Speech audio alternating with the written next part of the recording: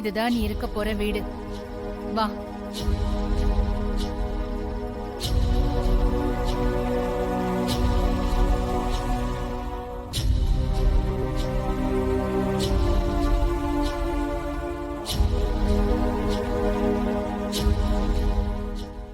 வீடு ஓகேவா? இனிமே நீ இங்கேயே இருக்கலாம்.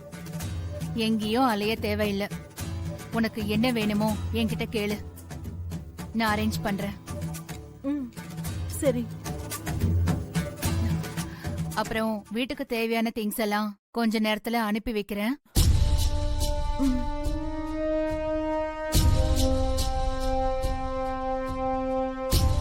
என்ன எல்லாம் ஓகே தானே? இல்ல, முன்ன பின்ன பழக்கம் இல்லாத இடத்துல நான் மட்டும் எப்படி தனியா? பயப்படாத, உனக்கு துணையா ஹெல்ப்புக்கு ஒரு ஆளை நான் ஏற்பாடு பண்றேன். அவங்க வந்துருவாங்க. உனக்கு தேவையான எல்லாத்தையும் அவங்க செஞ்சு கொடுப்பாங்க. யாரும் இல்லாத அனாதையா சாவு நோக்கி போயிட்டு இருந்த எனக்கு இப்படி ஒரு வாழ்க்கையை கொடுத்திருக்க. ரொம்ப நன்றி அண்ணாமலை.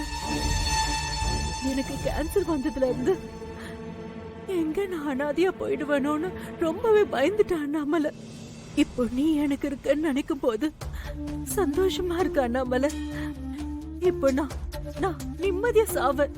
எதுக்கு பெரிய வார்த்தையெல்லாம் பேசுற? கவலைப்படாத, உனக்கு எதுவுமே ஆகாது.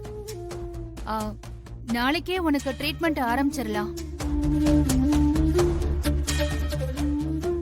நான் பண்ண பாவத்துக்கு உன் இடத்துல வேற யார் இருந்தாலும் என்ன மனுஷிய கூட மதிச்சிருக்க மாட்டாங்க.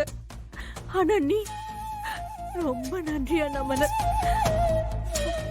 இருக்கட்டும், எனக்கு அதெல்லாம் தேவையில்லை.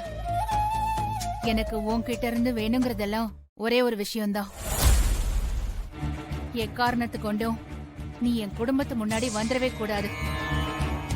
நீ இங்க இருக்கிற விஷயமே வெங்கடேசன் மாமாவுக்கோ அக்காவுக்கோ தெரியவே கூடாது. அவங்க லைஃப்ல நீ மறுபடியும் வந்துடவே கூடாதுன்னு தான் இதெல்லாம் உனக்கு நான் பண்றேன். உனக்கு என்ன வேணும்னாலும் நீ என்கிட்ட மட்டும்தான் கேட்கணும். புரிஞ்சுதா? சரியா நம்மள நான் கண்டிப்பா இங்க இருக்க விஷயத்த யார்கிட்டயும் சொல்ல மாட்டேன். என்னால உன் குடும்பத்துல எந்த பிரச்சனையும் வராது. சரி, பார்த்து பத்திரமா இரு. உனக்கு தேவையானதை நான் அனுப்பி வைக்கிறேன். சரியா நம்மள